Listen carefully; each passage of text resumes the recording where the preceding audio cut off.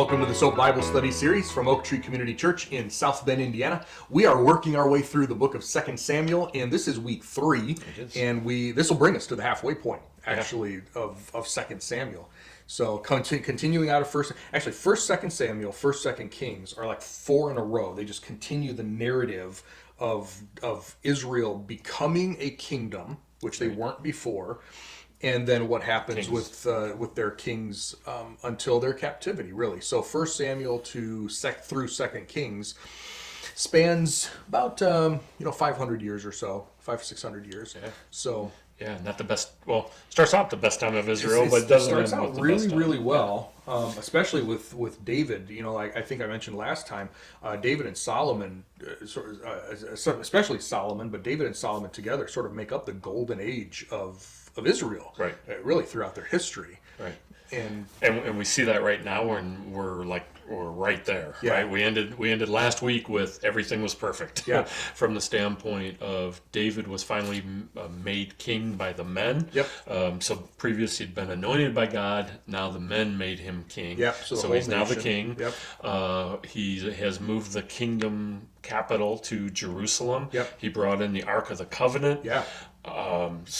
He also has more land in Israel now, and also a tax base of people coming in. So he has a solid army. He has some land now. He is making some treaties with people. What could possibly go wrong is what I ended up last week. Well, and so what we have this week in chapters 9 through 13, we have highs and lows. Right. We really have sort of like the two ends of the spectrum. Really. So let's start off with some good stuff in chapters 9 and 10. Yeah. So last week we talked about there was a couple weird verses that were just seemed to be thrown in there, and of course nothing is ever thrown in there. But Jonathan had a son, and he showed up. He showed up in that line, and now he's showing up again because David is trying to figure out if there's anybody left from Saul's family. Well, people keep killing off Saul's family in order to help out David, and David's like, "That's not what I want. I'm trying to fulfill my promise to be kind to Saul's family." Right, because he actually made a promise to Saul's family that he wouldn't wipe out his whole family so that Saul's name could live on. Well, and especially because Jonathan was his best friend in the world. Saul's son Jonathan was David's best friend, mentor and best friend. And so he's looking, is there anyone that I can show kindness to? And especially from Jonathan's family. Right. Turns out there is. Yeah, so there's a guy, Mephibosheth. That's the only time I'm going to say it. He's a crippled. He had injured both feet, and when he was about 5 years old, his dad had died. Well, we're quite a ways away from this. So what are we, another 15, 20 years out? So what David did is he went to a servant that was around with Saul and said, "Is there anybody left?" And I'm sure the servant was like, "Maybe." Yeah. I'm not sure I should tell you. He did tell him about this person. So David had him brought before him, and as he approached the king, he said, "Of what importance am I, a dead dog?" And we were talking beforehand, and it's probably the way he considered himself.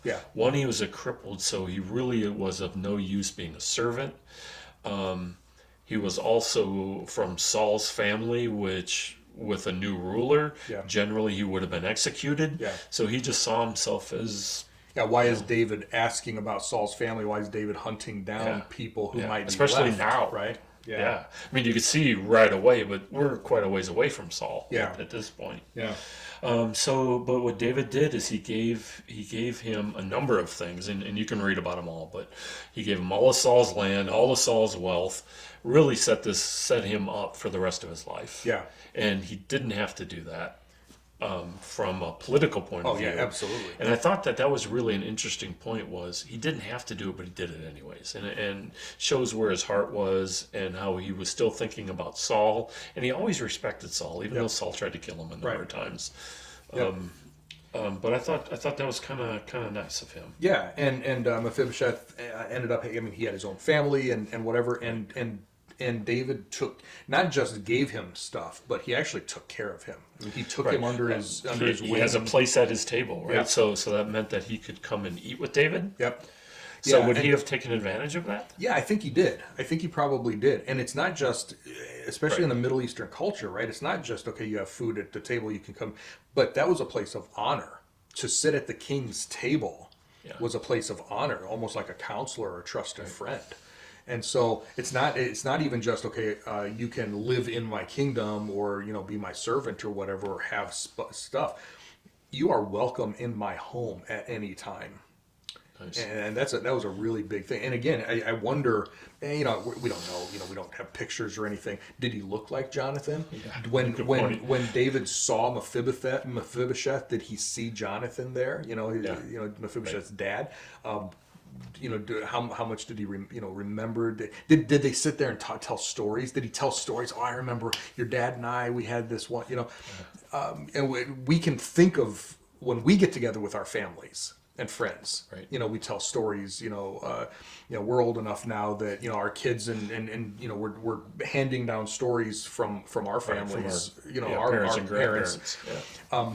You can see. Let's not forget that these were real people who did the same thing that we're doing today. 3,000 years later. Oh, did I tell you that story when your dad and I?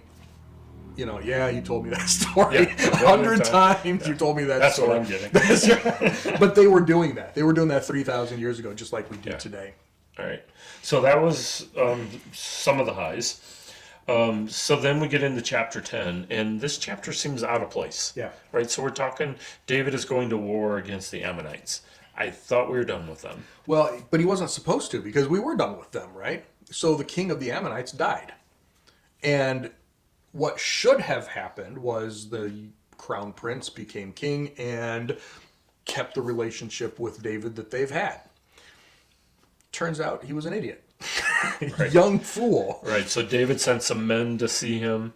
To actually celebrate, to welcome him. I had a great relationship with your dad. Welcome to the tax base. Right.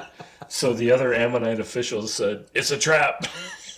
And they treated it as a trap. So they took these men and they humiliated them. I think they cut off half their beards and they cut off the back half of their robes. Or the bottom half, yeah. Yeah, the bottom half of their robes. Yeah. And then let them go. So they sent word to David. They were in Jericho. David said, stay there till your beards grow back. Yeah. Because it was really a humiliation thing. Yeah, beard was a very important thing in the culture, and especially in the Jewish culture. We see that in the Mosaic Law. Right. About the beards must be taken care of in a very specific way. Yeah. When I was reading this, it reminded me of Solomon's son, Rehoboam. Because when Solomon died, his son came up to the throne, and he said, basically, should I treat you well or should I treat you harshly? And his young, foolish counselors said, treat the people harshly. And the older guys are like, well, I'm not sure you want to do that. Yeah. And he did the same stupid thing that we see this young prince. With some more dire consequences, too. Yeah, because it was Israel. But this is, the Ammonites. Yeah. And this could have been dire. Yeah. They realized their error and went, oops. So now they really have two choices because they forced themselves in a corner. We either have to make some huge apology or go to war. Right. And they actually chose to go to war. So they built an army of 33,000 men, and they went to a city, and they split their army into two, and there was also some Armenians there with them. So I think the Ammonites were in one place, and the Armenians were in a second place. Do I get that right? Yeah, Aramean. Armenians are European, and Arameans. So the Aram, the Aram at the beginning, that is actually in the same place where Abraham's brother Nahor is from, the Padan Aram. That's where Isaac got his wife from, and Jacob got his wife from. So we're talking, say, northern Syria area. So just to give you an idea of where these people are coming from. So Aramean. Sorry. You get so many names in here, and sometimes it's easy to blend, and we all do it, right? So interesting fight. They had David and his troops showed up, and the not Armenians, the Arameans, they left. Right? They're like, we're out of here. We're out of here. Right. Now they did regroup, I think, and come back later, and you can read about it. But Yeah, it says they were no longer willing to help the Ammonites. It's yeah, like, it was you're going very against odd. David? Really? Yeah. Come on. No, we're not doing that. So at the end of the day, once the primary general was killed, the rest of the kings said, "Yeah, we're done here," and they sued for peace, and were probably worse off than they were when they started the whole thing. Yeah. Yeah. All right, but really, what the big thing is, then we get into chapter 11. Yeah, 11 and 12, we had some really high highs, and now David's going to bottom out here. Yeah, so David commits adultery. Yeah. So it's spring, which of course means the army's at war, which is kind of an odd saying, but it does still seem to happen. Yeah, so in Israel, right, when we think of, we're in northern Indiana. Spring is like, wow, we're finally not in snow and all this stuff, okay? In a lot of parts of the world, not northern Indiana. You mean there's something different? There's no snow. There's no, winter is rainy season. Okay. And in Israel, rainy season, winter, is where the wadis flood. You're not marching troops. The ground is really soft. So when spring comes, that stuff is drying up, and you actually can march your troops. So he's sending troops out. It says it's time for the kings to go to war.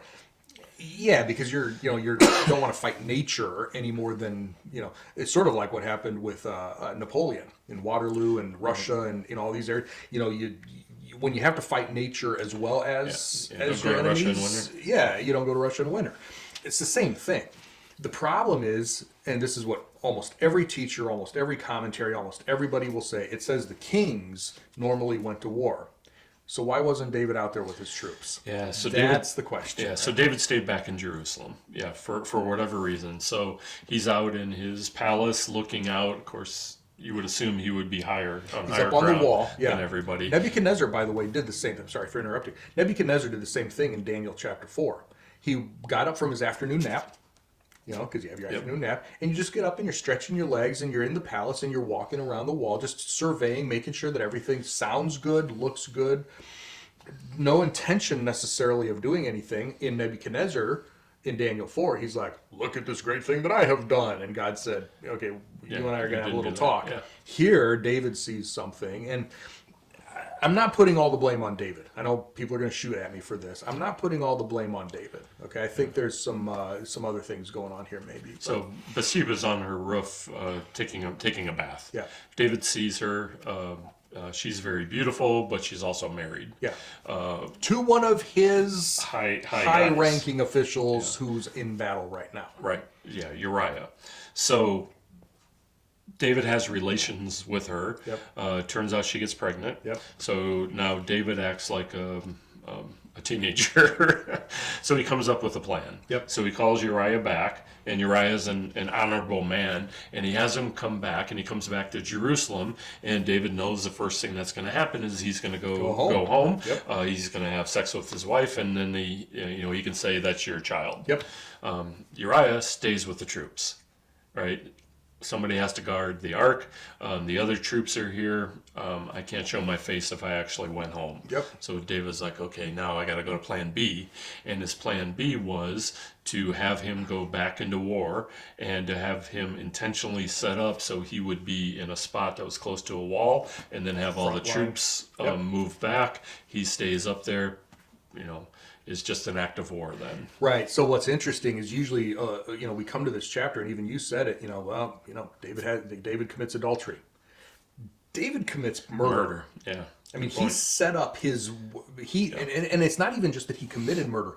He had his general do this to this guy. So he's actually now pulling other people into this murder plan to cover up. They're telling other people it's okay. Right. Yeah. We all know what's going to happen. But this is part of the big plan. And people are looking around. You have to know people are looking around like, what in the world's going on? This is the stupidest thing in the world. And David's up there trying to cover up all this stuff, and people are figuring out what's going on. Yeah.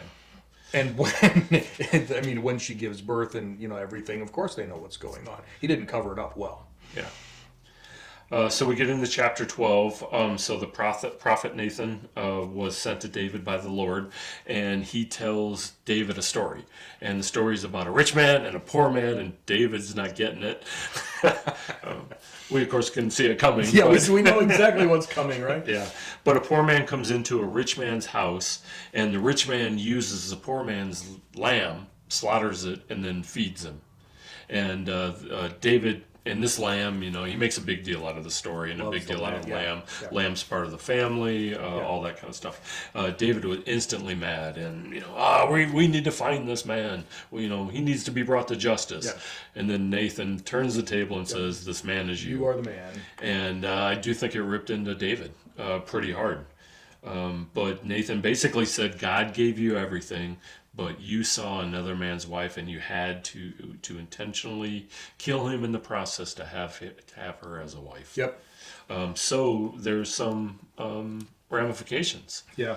The sword will never depart from your house. Yeah. So is that perpetual? Yeah, and we're going to see that start really right away in the next chapter too. Right. There's going to be infighting. There's going to be murder. There's going to be all sorts of stuff going on in David's family. But would that be done now? Yeah, I don't know. I mean, that's a really good question. I don't know who is, if we can even know who's in David's family, anymore from that standpoint. Your wives will sleep with your companions. Your son with Bathsheba will surely die. Yeah. So then we see in this chapter the son became ill. Yep. David prays and fasts, and on the seventh day the son died, and David was fasting during the time, and people were worried about him dying. And then when the son died, what's David going to do?